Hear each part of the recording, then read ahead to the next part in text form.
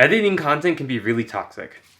But here's the secret. Everything that you consume in life can be toxic under the proper conditions, including your hobbies and your passions. Recently, I posted a video about how I do all of my own editing and how that really affects or limits how much content I can put out. And on that video, I got a very nice comment which made me think about how a lot of people don't really know how to assess their own health or other people's health when it comes to content creation, or more specifically, editing. I'm so glad to hear you prioritize your own mental health. I hear so often content creators and fellow artists just end up hating things because even if they can work on their own time, they push themselves so hard and forget to care for themselves. You're doing amazing.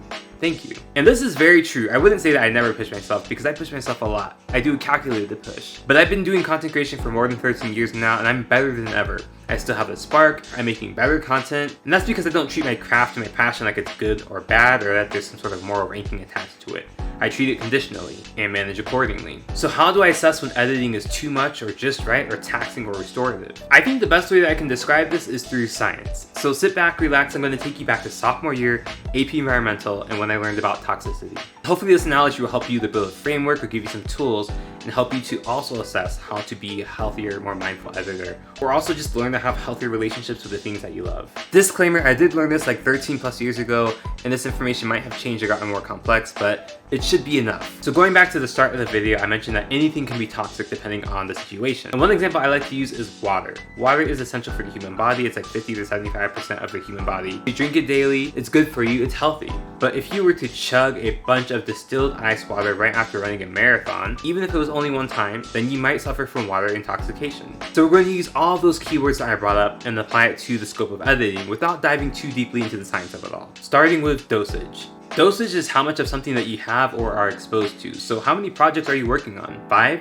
10, 30? I can certainly say that having to worry about one project is easier than worrying about 30 projects. But I'd argue that more important than how many projects I have in total is how often I'm working on those projects, or the timing. Once a week, twice a month, daily? If I made one video a month, I might actually be sad because I don't really have a creative outlet. But if I'm constantly editing every single day throughout the day, when do I have time to breathe and touch grass? Duration. How long are you exposed to this toxin? How long are you going to be editing? Sometimes something takes me 5 minutes to edit, sometimes it takes me days to edit. On a more macro scale, I'm hoping to create content for at least another 10 years, so I'm very mindful of what those 10 years is going to look like and how each of these little things are going to impact my health and my mental health during that duration. So when I combine the concepts of dosage, timing, and duration, my thought process might look something like, okay, so there's 365 days a year, I want to edit 200 videos, so that's roughly a little more than one video every other day. My mental health would probably be okay, but if I want to do 100 of those videos in the first 3 months, that might be dangerous. Some of these videos are 5 seconds long, some of them are 10 minutes long. I might go through a week-long period of editing non-stop and then take 5 days off of doing no editing at all. Arguably, I'd say it's easier to just stop and edit for 7 hours straight than editing something for 1 hour a day for 7 days a week. Because the whole starting and stopping and shifting your brain on and off, making space in the middle of the day, and so on, all accumulates and actually makes things a lot more arduous trying to space it out rather than just doing it all at once. Moving on to the route of exposure. Is it route or route?